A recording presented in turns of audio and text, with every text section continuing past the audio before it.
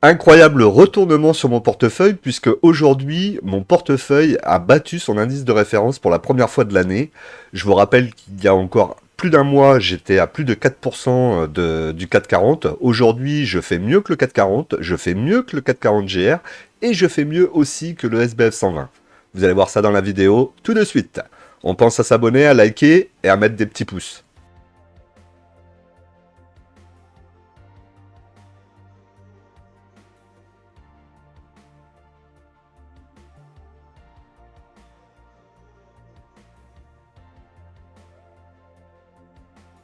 Bonjour à toutes et bonjour à tous, bienvenue sur la chaîne Découvrir, Investir et S'enrichir. Vous êtes sur la playlist Bourse, mon portefeuille PEA, épisode numéro 174, Investir dans les actions à dividendes. Pour cela, nous utiliserons l'enveloppe fiscale PEA et le courtier en ligne Bourse Direct. Allez, c'est parti! L'investissement en bourse peut provoquer une perte partielle ou totale de votre capital. Vous ne devez en aucun cas copier ou reproduire les prises de position. Je ne suis pas un conseiller financier, mais un particulier qui investit en bourse à titre personnel.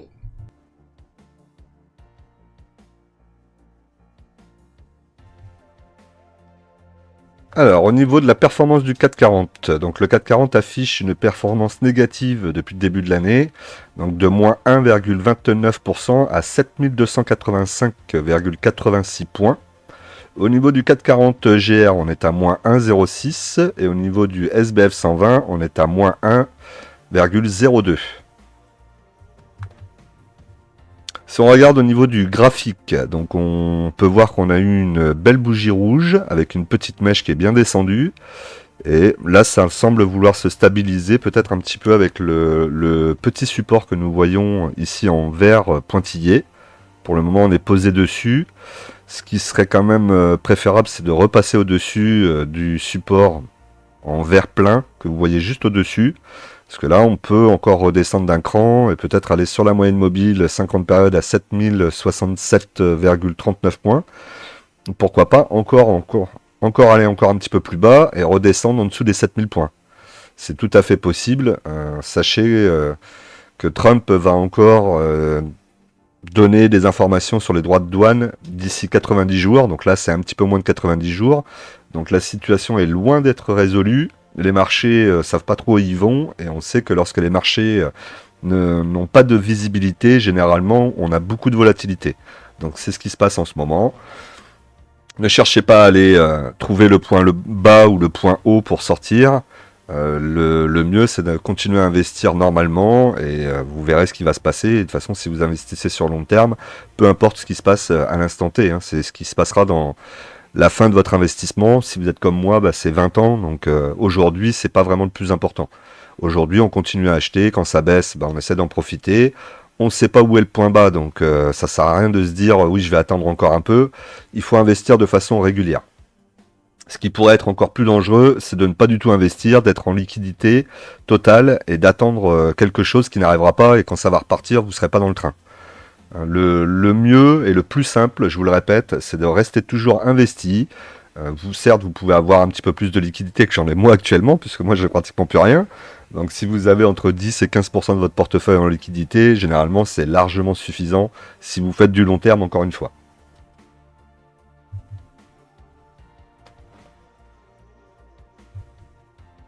Alors, comme d'habitude, on va regarder les actions, donc de la plus grosse pondération à la plus petite. Donc, Euronext reste depuis un long moment la plus grosse pondération du portefeuille. Je pense qu'elle va rester encore pendant un petit moment.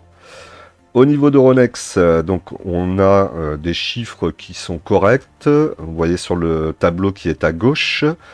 On voit que pour 2024, 2025, 2026, on a des petites augmentations. On a une baisse de la dette. On a un rendement 2025 à 2,62%. On voit qu'il a augmenté par rapport à 2024. On a une marge nette au-delà des 35%. Ça reste un très très bon dossier avec un PER 2025 à 18,5 fois les bénéfices. C'est un peu plus cher que le 440 qui est lui un PER de 15. Mais pour un dossier comme Euronext, ça me paraît tout à fait justifié. Au niveau donc des dividendes, donc j'ai pas réussi à avoir la fiche comme je vous mets d'habitude, donc je vous ai mis une nouvelle fiche, histoire de pouvoir quand même donner des informations dessus. Et puis d'ailleurs, je comprends pas pourquoi l'autre site a certaines actions à jour et pas d'autres, c'est assez bizarre, mais bon. Donc on va faire avec, c'est pas grave. Donc là, actuellement, Euronext va verser un dividende d'un montant de 2,48 € et le prochain versement sera le 26 mai 2025. Au niveau d'Euronext, on peut voir donc que le dividende est versé sans interruption depuis 9 ans et il n'a pas diminué depuis 5 ans. Donc c'est quand même plutôt pas mal, hein. Qu'est-ce qu'on peut voir d'autre? On peut voir la performance donc sur 5 ans, 11,33% par an.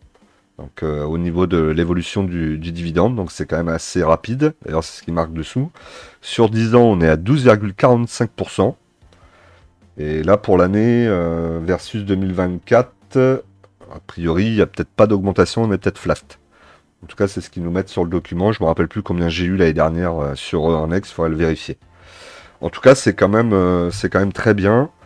Un dividende qui augmente, qui est versé sans interruption depuis 9 ans, qui augmente depuis 5 ans, en tout cas pas de diminution depuis 5 ans, donc c'est plutôt très positif sur le dossier. Actuellement, j'ai 30 actions, j'ai un PRU à 77,01, plus-value latente de 80,87%, ce qui commence à être quand même beaucoup sur la plus-value. Il va peut-être falloir à un moment ou un autre que je renforce cette ligne. Pas parce que la plus-value c'est toujours sympa à voir, mais la plus-value moi m'intéresse pas, puisque ce qui m'intéresse c'est le dividende et c'est le long terme. Donc là il faudra forcément à un moment ou un autre que je renforce Euronext. On n'est pas pressé puisque c'est la première ligne du portefeuille et de loin, donc pour le moment je la regarde mais sans vraiment y prêter attention, hein. À mon avis on sera plus sur un renforcement sur Euronext lorsqu'il y aura un vrai gros crack. Ensuite, au niveau du graphique, donc on voit que c'est toujours haussier. On est passé au-dessus de cette résistance en pointillé rouge. Donc maintenant, elle est devenue support. On n'est même pas venu se reposer dessus, hein. On est légèrement décalé par rapport au support. Donc c'est vraiment très très beau. Au niveau du graphique, on est très bien. On a une moyenne mobile 20 périodes à 94,75. Moyenne mobile 50 périodes à 82,01. Bon, je veux dire, il n'y a pas grand-chose à dire sur le dossier, hein. Là, on part vers les 150. Donc c'est très très bien. Ensuite, score. Score, on a une augmentation progressive du chiffre d'affaires. Donc c'est plutôt bien. On a une dette qui devrait disparaître en 2026. Donc ça, c'est une très bonne nouvelle. On a un PER 2025 à 6,15 fois les bénéfices. On a un rendement à 7,51%. Ils augmentent encore leur rendement, donc c'est très très bien. Au niveau de la marge nette, on est à 4%. On est sur de la réassurance, assurance, donc c'est normal, il n'y a pas non plus des marges de fou. Au niveau du dividende, donc 1,80 € pour cette année, il est flat par rapport à l'année dernière. Score verse un dividende sans interruption depuis 3 ans, ça fait pas très longtemps, et n'a pas diminué depuis 1 an. Là, on voit tout de suite que c'est pas le même dossier que pour Euronext, hein. Après, c'est vrai que c'est pas le même marché non plus. Quoi qu'il en soit, 1,80 € par action, là, j'ai 100 actions actuellement, donc ça me fait 180 €, hein, c'est toujours bon à prendre. PRU à 17,42, plus-value latente de 44,39%. Bon, là, comme je vous l'ai déjà dit plusieurs fois, cette action, elle n'a pas vocation à être renforcée, hein. Elle restera avec ses 100 actions, je pense, pendant un long moment. Et c'est pas du tout dans mon objectif de renforcer cette action. Loin de là même. Là, je pense que ma ligne est faite pour peut-être jusqu'à la fin, pour les 20 prochaines années. Au niveau de son graphique, donc on voit une résistance en rouge plein ici, un support en vert ici, et donc on est dans un biseau qui va se fermer à un moment ou un autre. Mais en même temps qu'on est dans le biseau, on a toujours une tendance, un canal haussier. Ici, hein, on voit le canal haussier avec la résistance en pointillé rouge, donc qui est moins forte que la résistance en rouge plein évidemment, et on a le support lui qui suit aussi en parallèle presque avec la pointillée rouge. Donc c'est plutôt positif. Les moyennes mobiles sont bien orientées, hein, 24,77 pour la moyenne mobile 20 périodes, 22,38 pour la moyenne mobile 50 périodes. On n'est pas repassé en dessous malgré toute la volatilité qu'il y a eu ces derniers temps. Donc c'est plutôt positif, hein. Tant qu'on casse pas la moyenne mobile 20 périodes, ça va. Moi, mon objectif, c'est qu'elle reste entre 25 et 30, ça me va très bien, plus après le dividende. Après, si elle retrace, vous voyez, quand on n'a pas vraiment d'inquiétude non plus, on va avoir le support aux alentours des 20% si elle venait le retoucher. Pas sûr que ça le fasse, mais on va voir, hein. Après, il n'y a pas que la société et que ses performances et ses résultats qui sont à prendre en compte. Loin de là, surtout en ce moment, c'est plutôt la situation économique et surtout politique qui est à prendre en compte, hein, parce que même les meilleurs des dossiers vont tomber là, vu la situation et vu les droits de douane et les problématiques que ça peut poser. Maintenant, où on peut peut-être se rassurer, c'est que visiblement les États-Unis, ça n'a pas l'air d'être très bon non plus, ces droits de douane, donc Trump va sans doute être obligé de faire machine arrière au risque de mettre son pays en récession. Donc c'est pour ça qu'il faut rester calme. Ensuite, nous avons Vinci. Au niveau de Vinci, donc on a un chiffre d'affaires qui augmente progressivement, une dette qui baisse aussi, c'est plutôt bien. Les bidas, on voit que ça reste plus ou moins flat. On a une marge nette aux alentours de 8%, un PER 2025 à 12,7 fois les bénéfices, un rendement annoncé à 4,4% en augmentation par rapport à 2024. On est sur un dossier que moi j'aime beaucoup personnellement. Dividende pour cette année de 4,75 €, une augmentation de 6% par rapport à N-1, donc plutôt pas mal. Versement en avril et novembre, pardon. Et actuellement j'ai 20 actions, un PRU à 92,72, plus-value latente de 29,10%. Et c'est une action que je possède depuis 2020. Alors j'ai renforcé un petit peu, mais j'ai commencé à faire ma ligne en 2020. Vous voyez qu'au niveau des dividendes, sur le tableau en bas à droite, ça accélère des fois un peu trop vite. Donc on peut s'attendre à avoir des mouvements de baisse et de hausse sur les dividendes dans les années à venir. Au niveau du graphique, on est aussi dans un biseau. On voit aussi le biseau ici avec la résistance en rouge et le support. Donc là, on voit que ça commence à se refermer de plus en plus.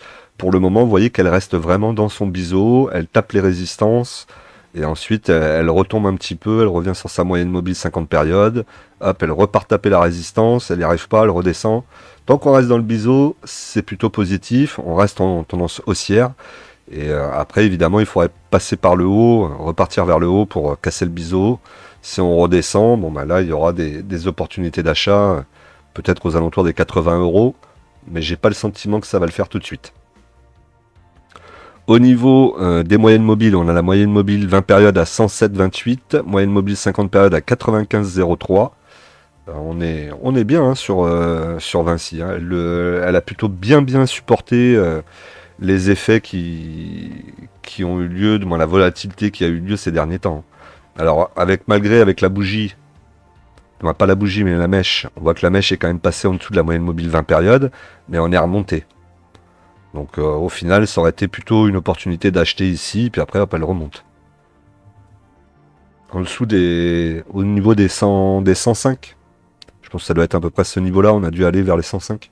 Donc ça, c'était éventuellement une opportunité de renforcer sa ligne. Danone. Danone, ça continue de monter, donc ça c'est plutôt bien, on va le voir sur le graphique. Au niveau du bilan, donc c'est plutôt stable, il n'y a pas trop d'évolution, la dette baisse légèrement, on a l'EBITDA qui reste correct, marge nette aux alentours de 8%, PER 2025 à 18 fois les bénéfices, un rendement à 3,35%. C'est un dossier intéressant à avoir, il faut pas avoir il faut pas que ça soit la première ligne de votre portefeuille, mais c'est un dossier qui est plutôt intéressant à avoir, et surtout en ce moment. Le dividende est de 2,15 € par action, plus 2% par rapport à N-1. J'ai 30 actions, j'ai un PRU à 51,92, plus-value latente de 42,02%. Au niveau du graphique, on est à 93,74. Donc là, elle fait des plus hauts historiques depuis 1 ou 2 mois. Donc vraiment, je suis plutôt content d'être rentré maintenant, même je suis rentré il y a un petit moment. Mais d'avoir profité de cette accélération de Danone, plutôt satisfait. Après, bon, où est-ce qu'on va aller? Est-ce qu'on va réussir à aller chercher les 80 €? On verra bien. On verra bien. Après, moi, de toute façon, je suis sur long terme pour Danone aussi. Je la sortirai pas du portefeuille, a priori, à moins qu'il devait y avoir un gros problème sanitaire et que la société pouvait disparaître. Mais quand je vois que Nestlé est beaucoup, beaucoup plus en danger en ce moment et beaucoup plus de casseroles sur le dos et qu'elle continue à tenir quand même, on dit que Danone ne va pas disparaître non plus demain. Donc plutôt satisfait. Moyenne mobile 20 périodes à 61,49. Moyenne mobile 50 périodes à 54,97. C'est bien. On va continuer comme ça. Total Energy. Alors Total Energy baisse un petit peu suite forcément à la baisse du pétrole. Hein. D'ailleurs, si vous êtes utilisateur de voitures, vous avez dû le voir, hein, les prix à la pompe sont en train de baisser assez fortement. On est aux alentours de 1,60 € à la pompe sur du super, je crois. Donc c'est plutôt une belle baisse. Après, moi, j'ai pas de véhicule, donc je vois pas ça tous les jours, ça me concerne pas trop. Mais je sais que le pétrole, effectivement, a baissé. Et comme il a baissé, forcément, toutes les valeurs pétrolières baissent aussi. Donc, est-ce que c'est des opportunités de rentrer dessus? Est-ce que c'est de la peur que Total puisse disparaître? Évidemment, vous doutez bien que c'est plutôt des opportunités que de la peur.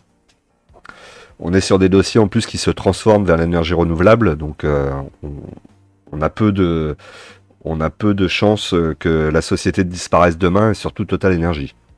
Alors après, ce qui est assez marrant par rapport à ça, j'ai vu aux infos que maintenant on a tellement installé d'énergie renouvelable que la demande d'énergie est moins forte et qu'on produit trop d'électricité et qu'ils ne savent plus quoi en faire puisque l'électricité on ne peut pas la stocker et qu'il pourrait y avoir des risques sur notre réseau qui est des blackouts.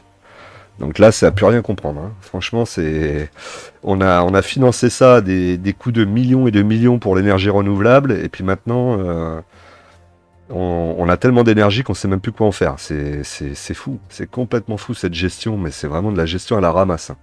Surtout, rappelez-vous qu'il y a 3 ans, on avait des problèmes et qu'on nous demandait de faire attention à notre consommation. Bref, alors, au niveau du PER 2025, on est à 7,42 fois les bénéfices. Le rendement 2025 est de 5,88%. On voit qu'il a baissé légèrement par rapport à 2024, où il était à 6,05%. Bon, ça reste quand même très correct. On a une marge nette aux alentours de 10%. On est payé tous les trimestres, donc en 4 fois, ce qui est vraiment quelque chose que j'aime beaucoup, moi, sur Total, en plus de la société. Donc le dividende est de 3,22 € avec une hausse par rapport à N-1 de 7%. Qu'est-ce qu'on peut dire d'autre? J'ai 40 actions actuellement, le PRU à 40,26, plus-value latente de 28,26%. Et si on regarde le tableau en bas à droite, on voit que les dividendes augmentent légèrement d'année en année. Ils arrivent à augmenter un petit peu. Alors évidemment, vous voyez qu'il y a une partie jaune. La partie jaune, c'est des dividendes exceptionnels, donc on ne va pas les prendre en compte. Si on enlève les dividendes exceptionnels, on peut se rendre compte que le dividende classique a plutôt tendance à augmenter d'année, doucement mais sûrement. Donc ça, c'est plutôt très bien. Ensuite, au niveau du graphique, là par contre, on voit qu'on a bien traversé la moyenne mobile 20 périodes à 57,62. On est même venu toucher la moyenne mobile 50 périodes à 48,24. On l'a même dépassé un petit peu avec une mèche. Bon, là, on est entre les deux en fait. On est entre la moyenne mobile 20 périodes et la moyenne mobile 50 périodes. Ça va dépendre pas mal aussi de ce qui va se passer au niveau du Brent. Hein. Est-ce que ça va continuer à baisser ou est-ce que ça va repartir? Ça y joue forcément. Mais on est dans des zones intéressantes pour soit commencer sa ligne, soit renforcer en dessous des 50 €. Là, lorsqu'elle est passée en dessous, c'est intéressant, je trouve. Après, ça peut continuer à décrocher et venir sur le support en pointillé vert. On verra si c'est le cas. Mais elle est toujours en tendance haussière et aussi dans un biseau plus léger, mais un biseau quand même, avec la résistance en pointillé rouge ici et le support vert ici en pointillé. Et là, on peut travailler dans cette zone. Schneider Electric. Alors, Schneider Electric, le chiffre d'affaires augmente. Oui, il augmente d'année en année. Au niveau de la dette, ça baisse, donc ça c'est très bien. On a une marge nette aux alentours des 12%. On a un PER 2025 à 26,3 fois les bénéfices. Donc là, on est peut-être un petit peu plus haut que le 440, mais on est sur un dossier tellement qualitatif que ça peut se justifier. Le rendement 2025 est de 1,73%. Le dividende annoncé de 3,90 € pour l'année 2025, sur l'année de référence 2024, une hausse de 11% par rapport à N-1, ce qui est plutôt très bien. Bon, après, l'action a bien augmenté aussi, donc on s'attendait quand même à avoir une petite augmentation sur le dividende. Actuellement, j'ai 10 actions. J'aurais bien aimé en avoir plus, hein. Malheureusement, c'est un peu léger, 10, mais c'est toujours ça. Notamment, j'ai renforcé 5 actions il n'y a pas si longtemps que ça. Le PRU est à 185,22, plus-value latente de 10,84%. Et mon objectif serait de réussir à avoir un PRU aux alentours de 128,88. Donc ça va pas être gagné, vous en doutez. Au niveau de son graphique, on est passé légèrement en dessous de la moyenne mobile 20 périodes. Moyenne mobile 20 périodes qui est à 210,28. Donc là, nous, on est à 205,30. Moyenne mobile 50 périodes à 166,25. On a une résistance aussi au-dessus de notre tête. Bon, là, on va peut-être rester un petit peu entre les deux moyennes mobiles, hein, moyenne mobile 20 périodes et 50 périodes. Et puis après, suivant la géopolitique, ça pourrait repartir à la hausse. Là, ce qui serait bien, c'est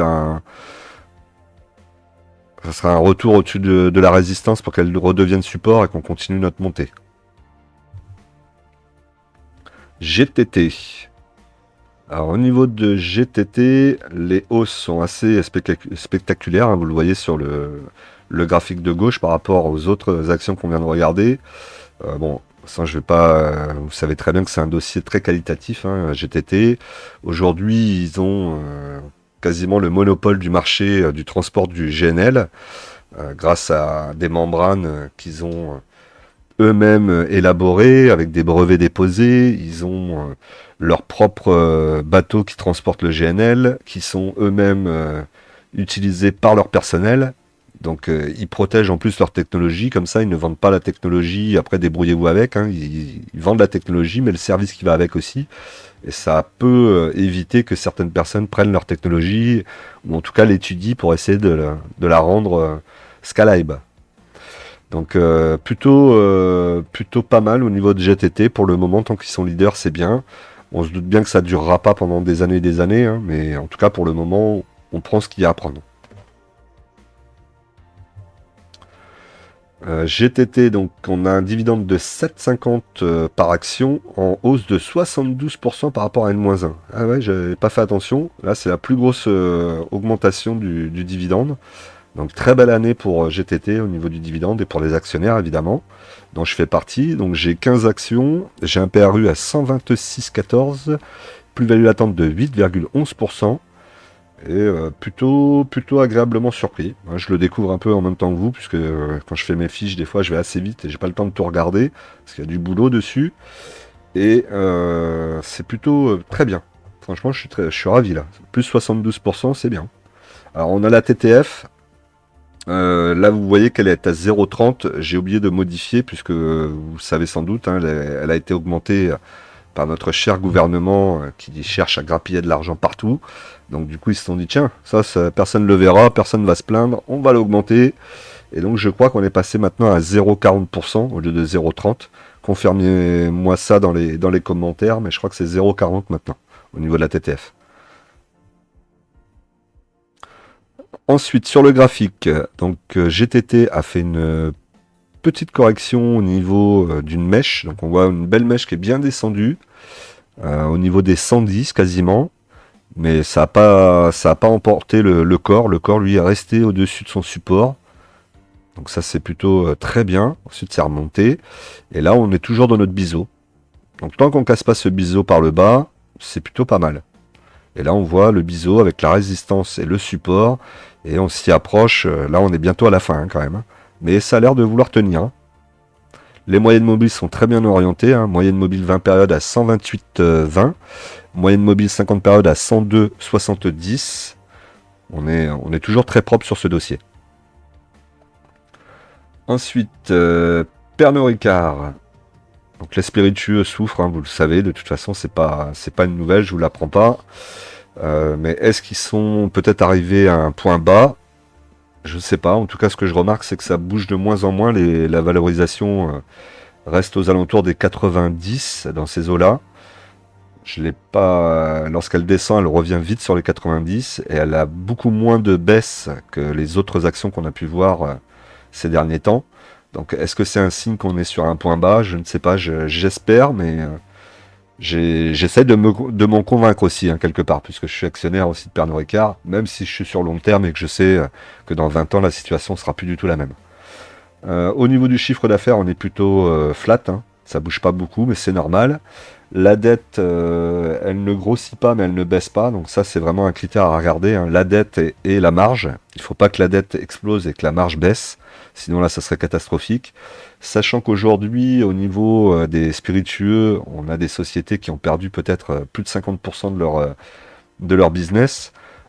Tenir comme ça encore, ça montre que quand les frontières vont se réouvrir, et on ne sait jamais, ça pourrait peut-être aller plus vite qu'on le croit, les sociétés pourraient repartir assez vite, à la hausse. Donc ne soyez pas en panique si vous êtes sur les dossiers comme ça. Soyez patient. Éventuellement, si vous le sentez, revendez. Pas revendez pas, mais rachetez et refaites baisser votre PRU si vous en êtes capable.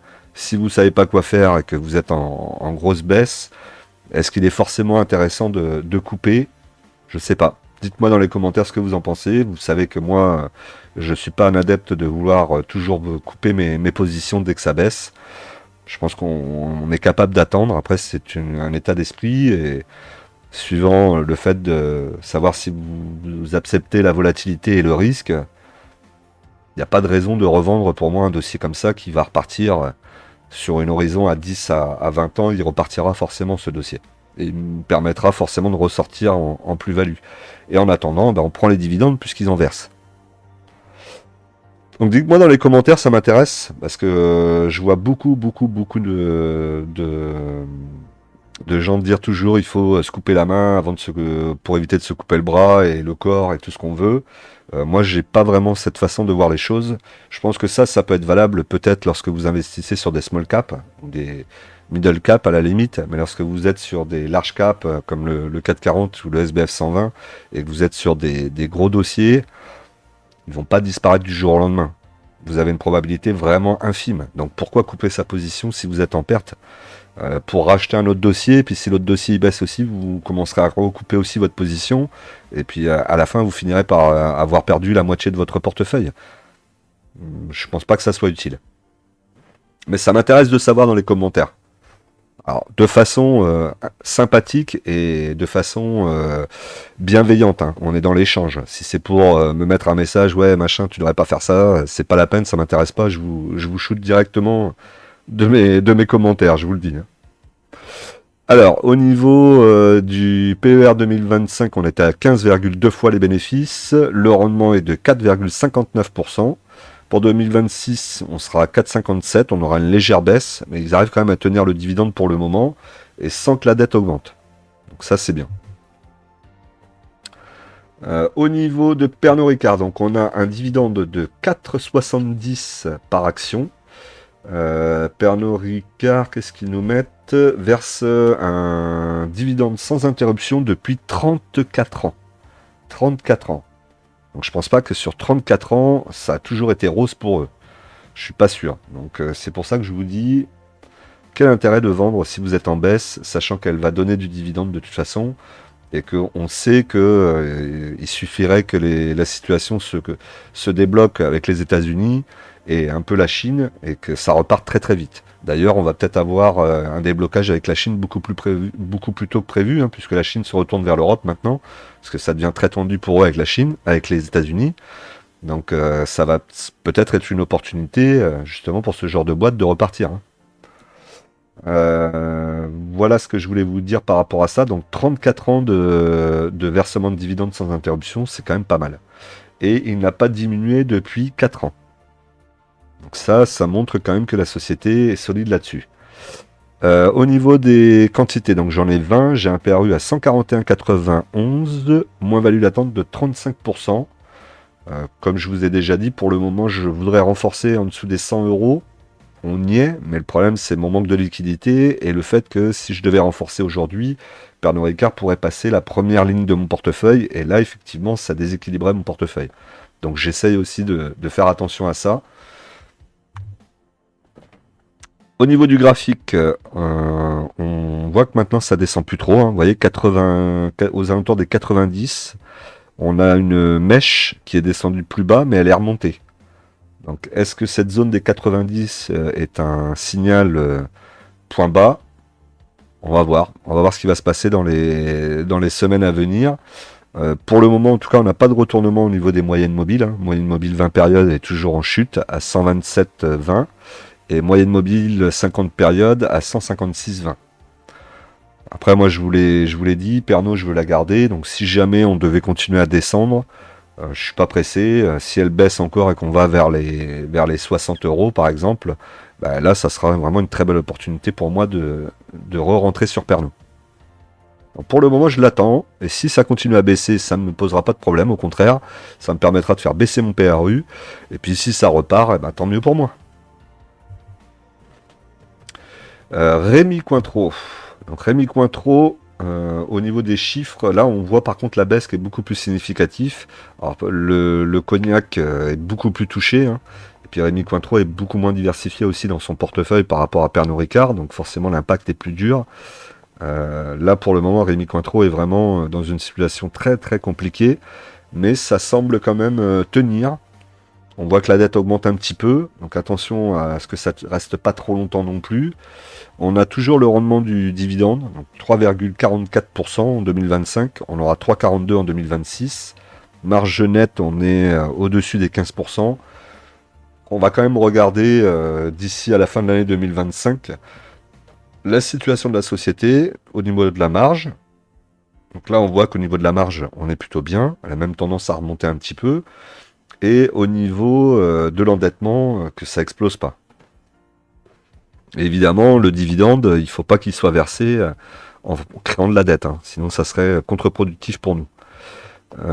Voilà à peu près ce qu'on pouvait dire là-dessus. On va regarder le reste. Donc là, le dividende est de 2 euros cette année. Rémi Cointreau verse sans interruption depuis 24 ans. 24 ans de versement de dividendes sans interruption. On voit quand même que c'est solide aussi, hein. On n'est pas sur les 34 de Pernod, mais c'est quand même pas mal, hein.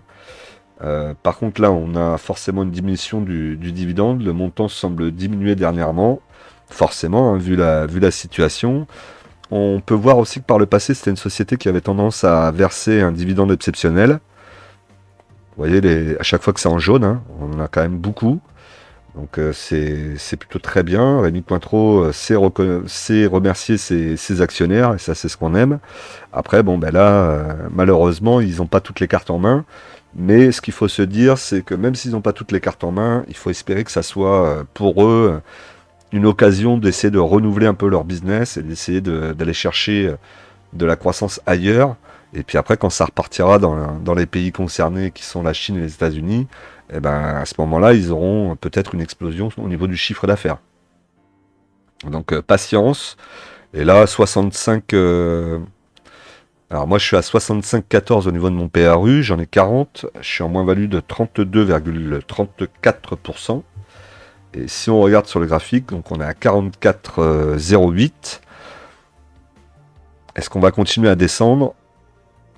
Je sais pas, mais en tout cas, je vois que pour le moment, ça a l'air de bloquer un petit peu dans les 40 euros. Au niveau des 40 euros, ça a l'air de ne pas vouloir descendre beaucoup plus bas. On verra. Encore une fois, on verra. Si ça continue, que ça baisse, que ça passe sous les 40 euros, il est possible que j'en reprenne une dizaine. L'objectif, c'est de sortir vite, d'essayer de sortir le plus vite possible. Mais en même temps, je suis pas non plus contre l'idée de la garder pendant un an si elle continue à verser son dividende. Même si je sais qu'elle est en difficulté, encore une fois, j'ai une vision long terme, et la difficulté qu'elle a aujourd'hui, elle me perturbe pas plus que ça. Donc voilà pourquoi je peux aussi continuer à la renforcer. Renforcer pour essayer de sortir plus vite.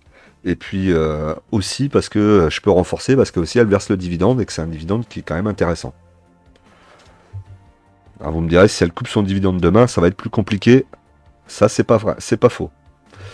Alors, je vous rappelle que vous avez la possibilité de me voir sur Twitch tous les mercredis soirs de 22h à minuit, en simultané sur Twitch et sur YouTube. Donc n'hésitez pas à venir pendant les lives et poser vos questions. C'est le meilleur moment pour échanger ensemble. Et je vais essayer aussi de faire quelques lives qui seront que sur Twitch. Peut-être les lundis matins pour l'ouverture des marchés. Et puis parfois le vendredi, on verra. Ça, je vais essayer de m'y mettre là un petit peu à partir du mois de mai. Je pense que je vais commencer à vous faire ça. Évidemment.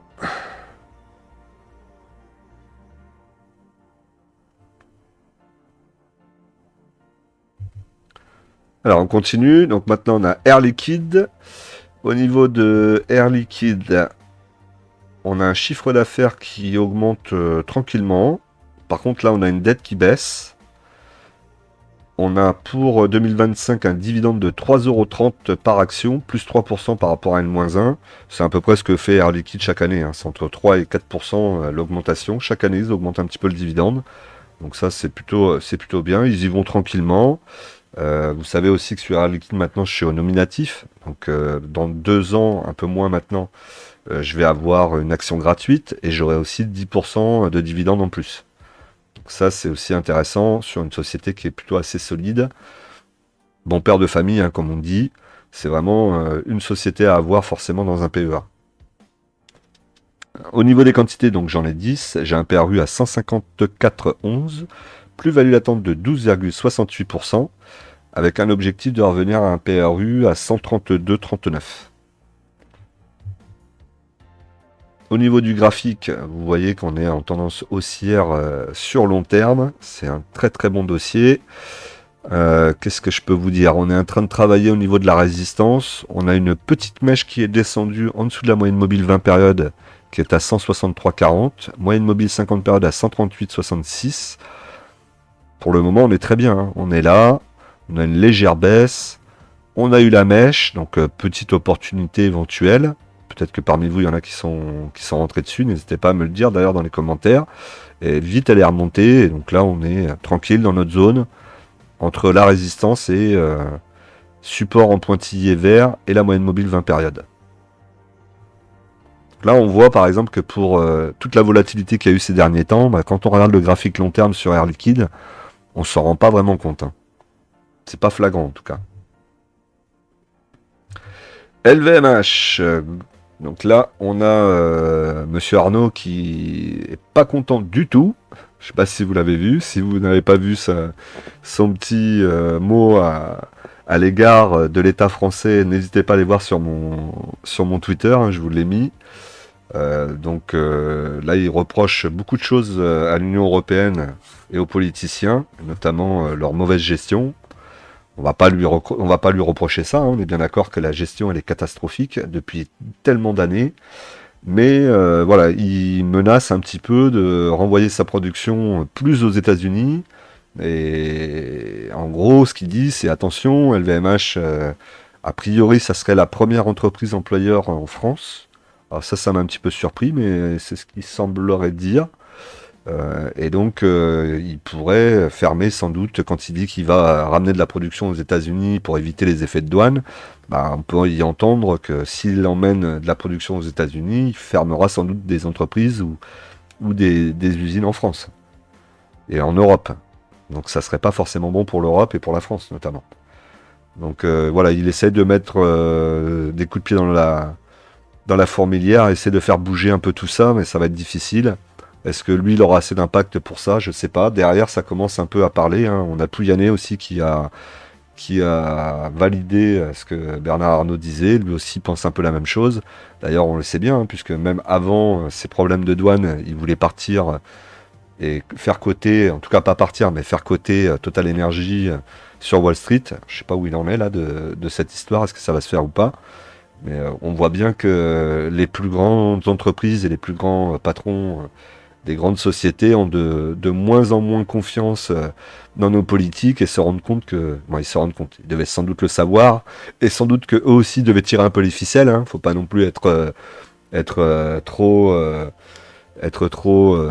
comment on dit, être trop crédule. Mais visiblement, là, il y a quelque chose qui se passe qui leur convient plus du tout. Alors, est-ce que c'est parce qu'ils ont plus de pouvoir sur les politiques? Est-ce que c'est... je ne sais pas. Mais en tout cas, là, il y a vraiment quelque chose qui va plus dans notre pays. Et je sais pas comment on va réussir à s'en sortir, parce que quand j'entends les politiciens, dans leur bouche, j'entends pas qu'ils comprennent ce qu'on est en train de leur expliquer, hein. Ce que j'entends plutôt, c'est oui, oui, il faut attendre, on va y arriver, vous inquiétez pas, dans 6 mois, dans 15 mois, dans 10 mois. Là, on est plutôt notre cher Premier ministre qui cherche à garder son poste le plus longtemps possible, peu importe s'il se passe rien dans le pays, c'est pas son problème. Lui, de toute façon, vous inquiétez pas, il aura sa belle retraite dorée, il sera bien nickel pendant que le pays sera à feu et à sang, ça, ce sera pas son problème. Donc, c'est sûr que là, c'est difficile d'imaginer le moindre changement dans notre pays, hein. Il faudrait vraiment une refonte totale de tout notre système. Et je vois pas qui pourrait le faire. Bref, ça va être compliqué. On verra ce qui va se passer par rapport à LVMH et par rapport aux autres sociétés, et surtout par rapport aux douanes. Alors, au niveau du dividende, on est stable par rapport à N-1. Moi, j'ai actuellement 3 actions. J'ai un PRU à 651,51, moins value attente de 25,47%. Je pourrais être tenté éventuellement d'en racheter un petit peu là. Ça a plutôt pas mal baissé. Au niveau du graphique, on a donc une baisse qui n'est pas arrivée depuis très longtemps, puisque vous voyez qu'ici vous aviez le support, et là on a carrément traversé le support, et c'est tout le corps qui est venu avec, et c'est descendu. Là, c'est pas une mèche et c'est remonté, hein, c'est l'ensemble du corps qui descend avec. Donc la situation est un petit peu plus compliquée quand même là au niveau de LVMH, on va pas se le mentir. On voit que les deux moyennes mobiles sont pas loin de se recroiser aussi, hein. 682,22 pour la moyenne mobile 20 périodes, 674,19 pour la moyenne mobile 50 périodes. On va voir, moi je pense que je vais acheter à la baisse, hein. De toute façon je vais pas me prendre la tête, hein. Généralement c'est pas conseillé de faire ça, mais on est sur un tellement bon dossier LVMH. Dire si vous achetez par palier de 100, dès que ça passe sous les 500, vous en prenez. Sous les 400, vous en prenez. Sous les 300, bon, après, je pense pas qu'on ira jusqu'à 300. Bon, alors là, vraiment, il y aura peut-être une inquiétude beaucoup plus forte. Mais là, entre 500 et 400, je pense que c'est plutôt intéressant d'essayer d'en reprendre un petit peu, hein. Encore une fois, LVMH ne disparaîtra pas demain. Au pire, il partira aux États-Unis. Ensuite, Eramet. Alors, au niveau d'Eramet, on a un chiffre d'affaires qui est en dents de scie. On a un petit peu de dette aussi, hein, pour 2025-2026. Flux de trésorerie négatif pour 2026, donc ça, il faudra quand même faire attention. On sait qu'on a l'État derrière, hein, puisqu'on est sur des minerais très importants pour l'État français, et aussi pour l'Europe, j'imagine. Donc logiquement, tout ça, c'est protégé. Il ne devrait pas y avoir trop de problèmes à ce niveau-là. C'est pour ça que je me suis mis sur Eramet. Déjà parce que c'est une minière et qu'il n'y en a pas tant que ça. Et aussi parce que le dividende est intéressant, même si je sais que l'État français peut à tout moment dire pas de dividende cette année, ou ceci ou cela. N'empêche que ça reste quand même un dossier intéressant, et puis on est à des prix assez bas quand même, hein. Là, les prix sont plus que corrects, je trouve, en ce moment. Au niveau du PER 2025, on est à 11,9 fois les bénéfices, avec un rendement 2025 à 2,64%. Le dividende est 1,50 €, versé le 2 juin 2025. Et le dividende par action d'Eramet est versé sans interruption depuis 2 ans. Donc vous voyez que, effectivement, on peut avoir des coupures, c'est tout à fait possible. Et on peut avoir de grosses baisses aussi sur le dividende, hein, puisque l'année dernière, on a eu moins 50%, même moins 57% même dessus. Bon, tout ça, je suis prêt à l'accepter. Et en plus, si je fais ma ligne avec un PRU de plus en plus bas, ça ne me pose pas de problème. Donc j'ai 30 actions, PRU à 55,61, moins value latente de 14,01%. Au niveau du graphique, Là, on voit que les moyennes mobiles sont inversées, hein, 75, 29, 24 pour la moyenne mobile 50 périodes, 67,06 pour la moyenne mobile 20 périodes. Donc effectivement, il y a une inversion. On voit que ça baisse, les plus hauts sont de plus en plus bas. Que ça continue à descendre, moi ça ne me gêne pas. J'attends une prochaine opportunité pour en racheter une dizaine. J'attends aussi d'avoir de la liquidité, forcément. Donc la dizaine que je rachèterai, elle sera dans cette zone, hein, en dessous des 40 euros. Alors, entre 40 et la zone ici de support en pointillé, je pense que ça sera mon prochain point d'attaque sur Eramet. Si jamais elle n'y allait pas, c'est pas grave, hein, je resterai dans la position que j'ai aujourd'hui, mes 30 actions, et puis on verra ce que ça fait, et puis peut-être que je revendrai aux alentours des 120. Et on recommencera après. Eramet, c'est moins forcément une action que je suis susceptible de garder tout le temps sur long terme. Eramet, j'ai plutôt envie de rentrer, sortir aux alentours des 120, reprendre après en dessous des 60 et ainsi de suite. Rubis. Rubis, je sais pas ce qui se passe, hein, mais il y a plein d'actionnaires qui rentrent sur Rubis, qui rachètent des parts, qui veulent rentrer, être plus gros au capital. Tant mieux. Tant mieux, hein, c'est que la société attire. Après, est-ce que ça va pas amener une sortie de la cote à un moment ou à un autre? On verra bien, hein. On verra bien. Pour le moment, on profite de la situation. Moi, de toute façon, je suis sur le dossier déjà. Donc je garde, je prends le dividende et puis on verra ce qui va se passer par la suite. Ça m'embêterait qu'elle soit sortie de la cote, ou qu'elle soit rachetée, ou je ne sais quoi, mais on verra bien. Le PER 2025 en tout cas est de 8,16 fois les bénéfices. Le rendement 2025 est de 7,93%. Les marges nettes sont aux alentours de 5 à 6%. Au niveau de Rubis, donc j'ai 50 actions en portefeuille, PRU à 22,53, plus-value latente de 22,50%. On a un dividende donc cette année. Est-ce que c'est le dividende de cette année? Ça, je ne sais pas. J'ai pris l'info dessus, mais comme j'ai pas la date de marquer, je peux pas vous garantir que ça soit le dividende de cette année. En tout cas, il semblerait que ça soit 2,73 € et le dividende de Rubis est versé sans interruption depuis 31 ans et il n'a pas diminué depuis 19 ans. Donc, vous voyez que là, c'est quand même, il n'a pas diminué, hein. C'est pas il est resté stable, c'est il n'a pas diminué depuis 19 ans. C'est-à-dire qu'ils augmentent très régulièrement leurs dividendes, et je crois que même ça va être peut-être la première année où on sera flat sur le dividende. À vérifier par rapport à une -1, mais je pense que l'augmentation est moins importante. Non, plus je dis une bêtise, parce que visiblement l'année dernière c'était 1,98, et là on serait à 2,73. Ça fait une forte augmentation quand même là. Ça sera à revérifier, parce que là la fiche elle me donnait pas l'information de la date. Ça m'embête un peu. Ensuite, au niveau du graphique, on voit qu'on est aussi dans un biseau. Alors peut-être moins visible. Vous voyez ici la résistance en rouge. Et ici le support en vert. Et donc là ici on est dans le biseau. On voit, hein, ici ça a été tapé la résistance. Ça n'a pas marché, on est redescendu. On est revenu proche du support. Là on a retenté d'aller chercher la résistance. On n'a pas réussi. Hop, on revient toucher le support ici avec une mèche. Et on reste quand même assez haut. Donc là, il y a eu une petite opportunité aussi de reprendre un peu. De toute façon, pendant la petite période là où on a eu énormément de volatilité avec une baisse presque de 15 ou 20%, il y a eu des opportunités. Dites-moi d'ailleurs dans les commentaires, hein, si parmi vous, il y en a qui en ont profité pour acheter ou pas. Ça m'intéresse de savoir. Et si oui, qu'est-ce que vous avez acheté comme dossier? Au niveau des moyennes mobiles, on a la moyenne mobile 20 périodes à 24,44, moyenne mobile 50 périodes à 23,09. On reste bien orienté quand même sur Rubis pour le moment. L'Oréal. Alors au niveau de L'Oréal, le chiffre d'affaires augmente d'année en année. Ça c'est un très bon dossier de toute façon L'Oréal. Le PER 2025 est peut-être un peu élevé, on est à 25,8 fois les bénéfices avec un rendement de 2,15%. Une marge nette aux alentours de 16%. Le dividende annoncé de 7 €. Oups, pardon, j'ai été trop vite. On va revenir en arrière.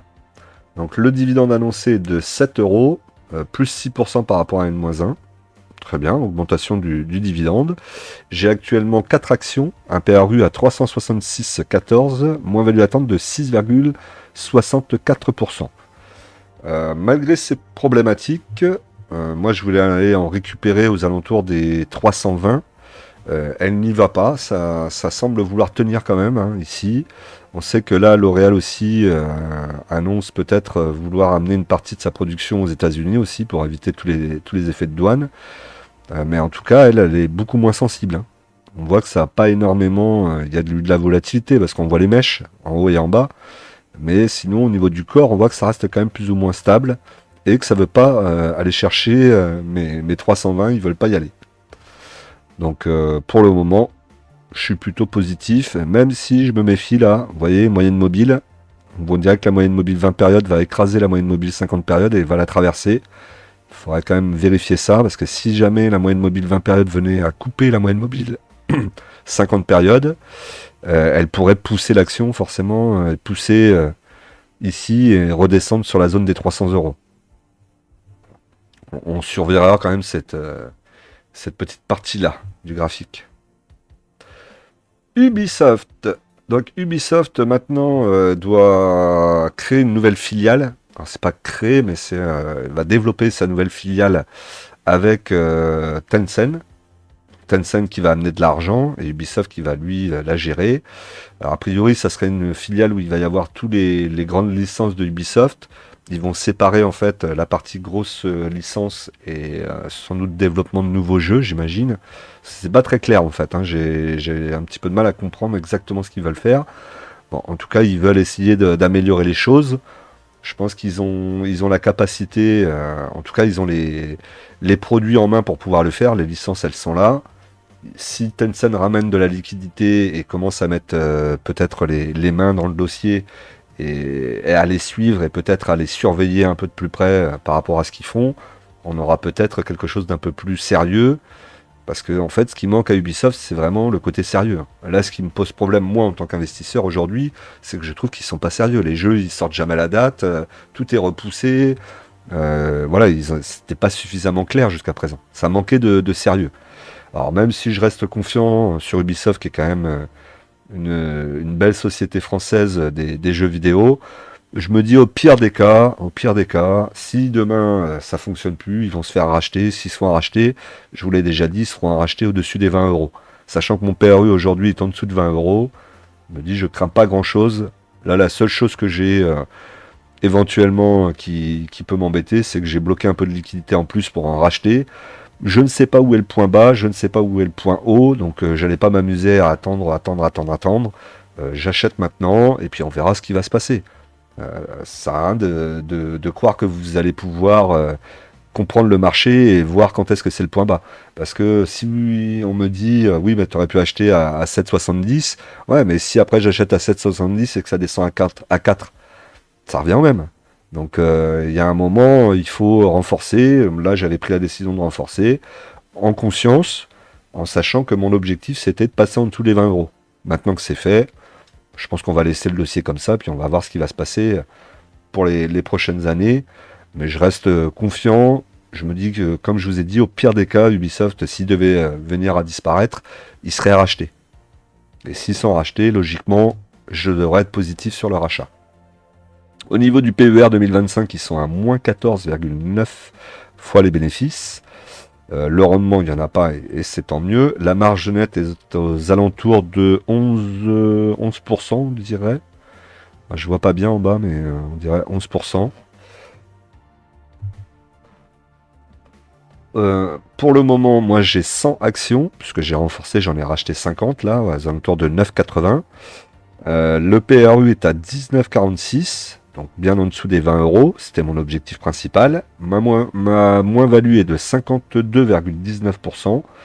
Et maintenant, on va vraiment laisser la ligne, on va plus y toucher, on va attendre de voir, même si ça devait continuer à descendre, je pense que je ne rachèterai pas. Et encore une fois, je vous le répète, la société ne disparaîtra pas, elle n'arrivera pas à zéro, vous n'aurez pas tout perdu. Au pire des cas, elle sera rachetée.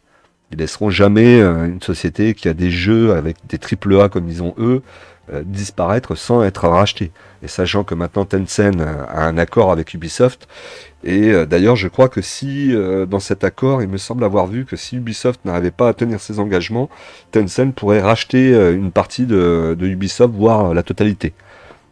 Donc ça peut m'aider peut-être à sortir plus vite du dossier si Ubisoft n'arrive pas à faire le boulot. Donc voilà, donc moi je suis plutôt serein. Même si ça continue à descendre un peu, je suis serein. Et de toute façon, je vous dis, Ubisoft ne disparaîtra pas pour moi, ils vont rester, ou pire, se faire racheter.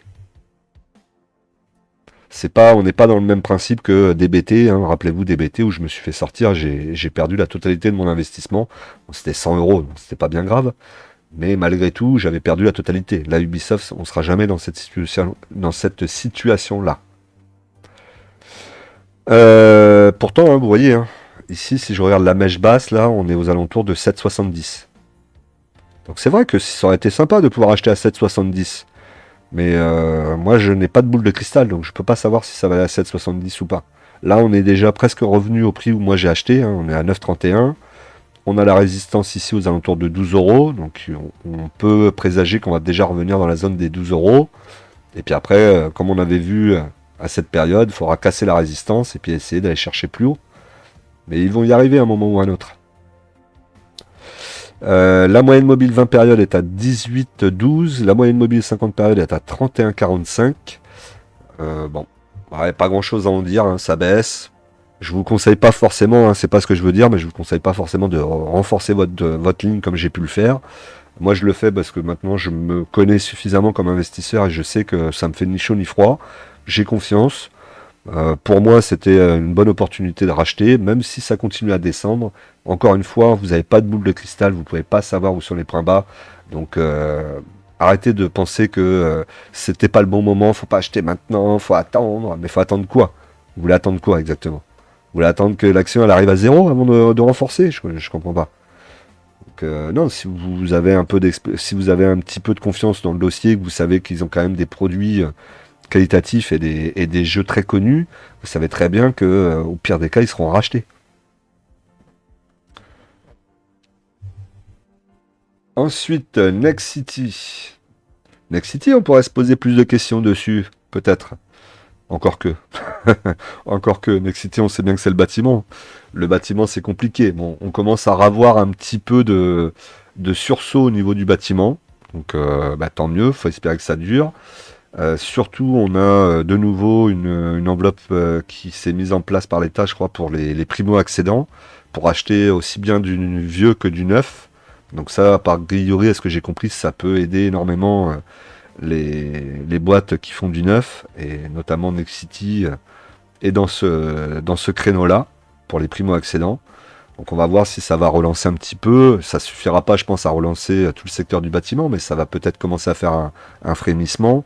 Et puis l'année prochaine, ça ira peut-être encore mieux. Et puis dans 2 ans, on va sortir un peu du marasme, hein. De toute façon, il y a fort à parier qu'il y a beaucoup de choses qui vont se débloquer après la prochaine élection présidentielle de 2027, hein. Parce que là, plus on avance, moins ils en font, hein, de toute façon. Au niveau du dividende, donc il n'y en a pas, c'est normal, et heureusement. Moi, j'ai toujours mes 100 actions, j'ai un PRU à 21,62, moins value attente de 58,36%. Là, l'objectif pour Next City, qui revienne à un dividende, qui revienne pas à un dividende, quelle que soit en fait la situation, dès que je serai en positif sur Next City, je sortirai du dossier. Et pour moi, tout ce qui est immobilier sur le PEA, j'arrêterai, ça sera terminé, je n'irai plus sur l'immobilier. De toute façon, j'en fais déjà via la SCPI, j'en fais aussi via de la tokenisation, et j'en ai aussi via les REITs aux États-Unis qui sont beaucoup plus rentables. Et je pense que sur le PEA, toutes les sociétés qui sont dans le bâtiment et dans la construction, c'est pas les meilleurs dossiers. Mis à part peut-être Saint-Gobain, qui est pas mal, et Sacems, le distributeur qui a plutôt de très bons fondamentaux. Mais après le reste, je n'irai pas. En tout cas, Next City, c'est sûr que je sortirai. Après, c'est fini, on n'y reviendra plus jamais. Au niveau du graphique, donc vous voyez qu'on est dans un biseau baissier, malheureusement pour nous, hein.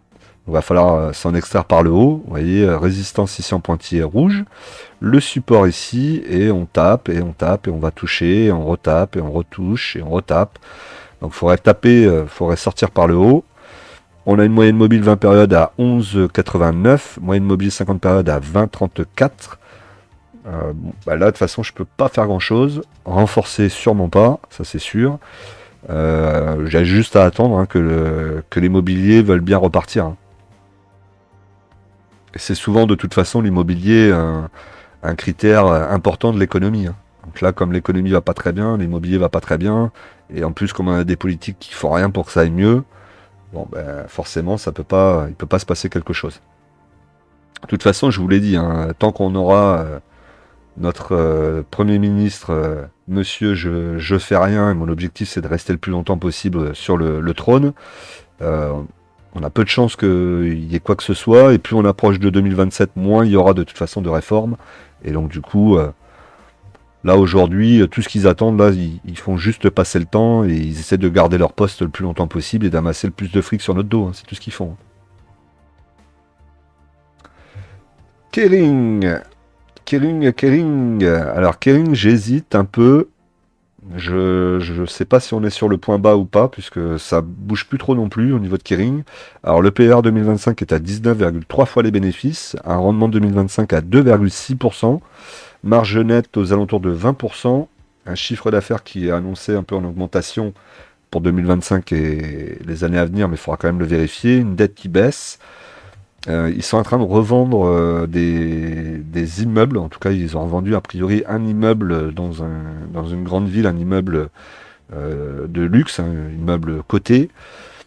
Donc là, ça va peut-être leur permettre de assainir peut-être la trésorerie. Et puis après, on en est toujours de toute façon à la même chose hein, sur Kering, hein. Il faut redorer la marque Gucci et diversifier un peu plus le portefeuille. Donc, combien de temps ça va mettre? J'en sais rien. Encore une fois, j'ai pas de boule de cristal. Le secteur en plus du luxe est en perdition un petit peu en ce moment. Donc ça les aide pas non plus forcément.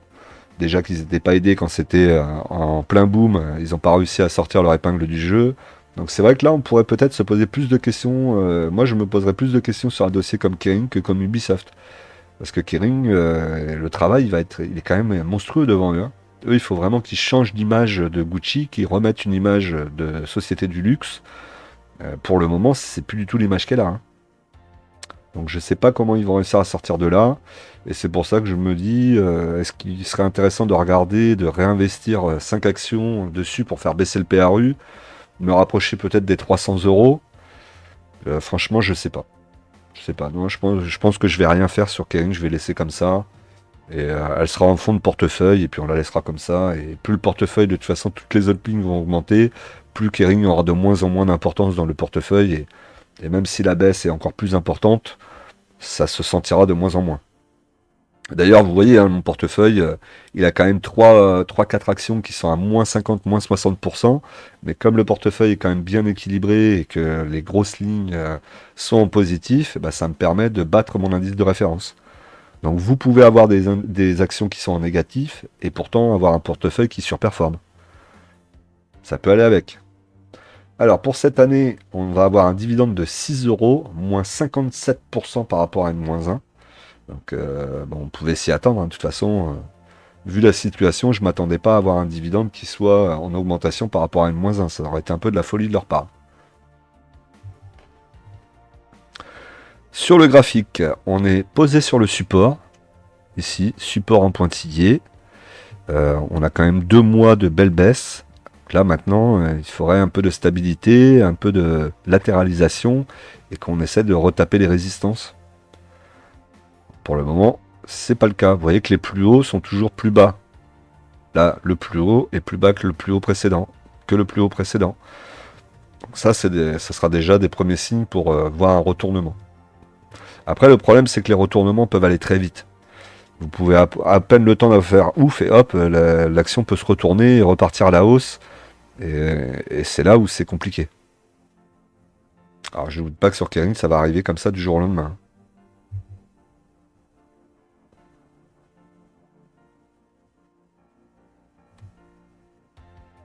Alors, au niveau du tableau de dividendes, donc on a eu Total au mois d'avril. Je crois que vous l'aviez vu déjà la dernière fois, 31,60. Après, vous avez les achats que j'avais fait, donc Ubisoft à 9,80 et Eramet à 48,80. Là, j'ai rien fait d'autre pour le moment. Je reste en attente et on va voir ce qui va se passer. Il faut que je retrouve de la liquidité aussi. Là, je vais avoir un mois d'avril où j'ai encore quelques dividendes à toucher. On a encore Vinci, on a encore LVMH et L'Oréal. Et après, au mois de mai, évidemment, mon plus gros mois sur les dividendes, ça va être votre cas aussi, puisque c'est le plus gros mois des dividendes sur le 440. Donc là, on a pratiquement plus de 500 euros à récupérer sur le mois de mai, plus les 400 euros que je mets moi tous les mois. Donc je me dirais qu'à fin mai, je devrais avoir aux alentours de 1000 euros. Donc on va essayer de récupérer un peu de liquidité et puis de laisser un peu passer le temps et de voir ce qui va se passer. À moins que je recraque et que j'ai envie de racheter une nouvelle action s'il y a des opportunités. Il y a quelques actions évidemment que j'ai dans le viseur, mais pour le moment, elles sont encore un peu trop chères, donc j'attends.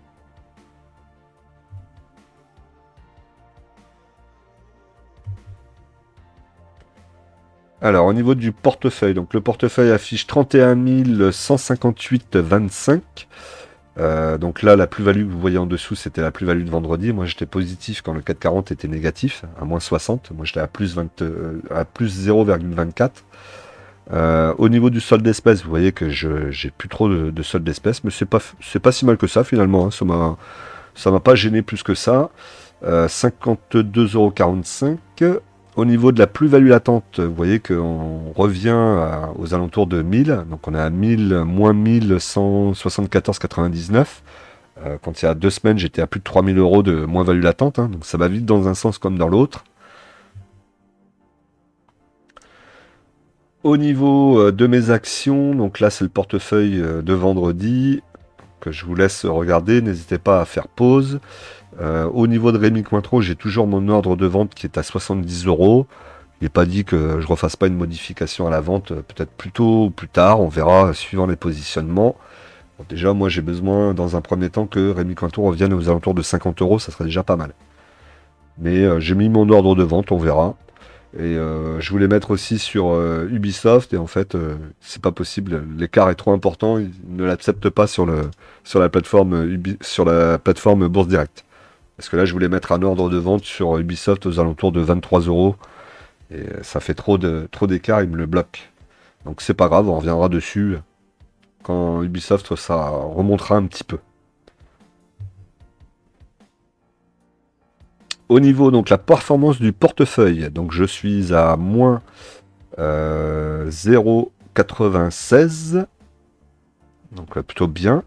Là, j'ai pas fait la modification du 440. Ça, c'était le 440, la performance durant la semaine. J'ai oublié de le remodifier. Donc le 440, vous avez vu qu'il était à moins 1,02%, si je dis pas de bêtises. Donc je surperforme le 440, puisque je suis en dessous des 1%, des moins 1%. Je surperforme le 440 GR aussi, ce qui m'est très peu arrivé. Donc le 440 GR, je vous rappelle que c'est le 440 avec les dividendes réinvestis. Et je surperforme aussi le SBF 120. Donc plutôt agréablement surpris. Je ne m'attendais pas à revenir sur le 440 aussi vite. Est-ce que ça va tenir? Je ne sais pas. Mais en tout cas, ça s'est revenu très très très vite hein, quand même. Hein. Quand j'avais encore plus de 4% par rapport au 440 il y a un mois et demi, bon, bah, plutôt très satisfait, il faut que ça tienne. Voilà, alors comme d'habitude, je vous rappelle de penser à vous abonner, à liker, à laisser des commentaires, mettez un maximum de commentaires, n'hésitez pas à partager la vidéo aussi. Et je vous rappelle aussi que vous avez le lien pour accéder gratuitement à la plateforme Zone Bourse. Donc n'hésitez pas à utiliser mon lien pour vous inscrire, c'est gratuit. Et vous pourrez utiliser la plateforme Zone Bourse pour pouvoir faire vos analyses d'actions et récupérer les graphiques comme moi je vous les mets sur le PEA. Voilà, on n'oublie pas qu'en investissement, les impatients payent pour les patients. Et nous, on se retrouve mercredi pour le live. Et passez de bonnes fêtes.